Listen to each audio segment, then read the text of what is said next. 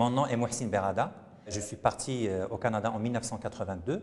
On passe de la ville de Fès à une carrière d'abord d'étudiant et par la suite vers une carrière de professeur-chercheur à l'Université du Québec en Abitibi-Témiscamingue, et ce à partir de 1993.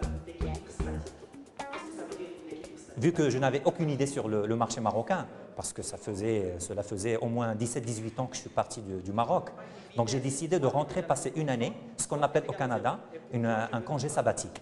Donc ce n'était pas des vacances, je suis rentré pour travailler.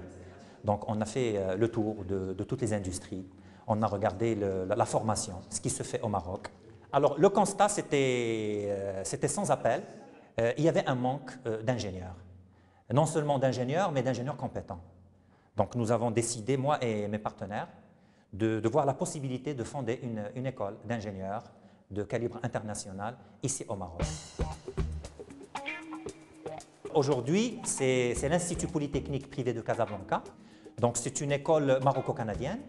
On dispense les programmes de 2 universités canadiennes qui sont l'Université Laval, où j'étais étudiant, et l'Université du Québec en Abitibi-Témiscamingue, où j'étais professeur-chercheur.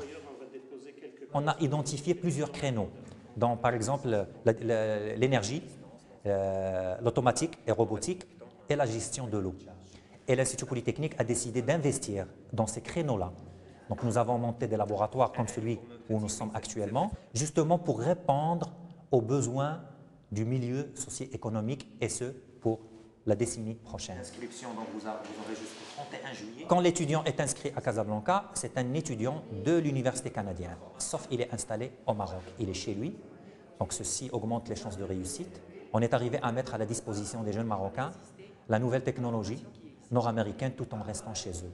Sincèrement, dans les années 80, il aurait été impossible de faire ce projet-là. Mais maintenant, avec bien sûr tout l'Internet, avec tous les systèmes de communication, tout devient possible. Un étudiant qui est à Casablanca, il est en train de suivre les mêmes études, faire le même travail, suivre les mêmes projets, utiliser le même matériel comme s'il était ailleurs. Maintenant, avec la mondialisation, vous savez, je suis au Maroc, mais je passe toute la journée à Québec, vous savez, donc via l'Internet. Donc, de nos jours, il n'y a plus de frontières.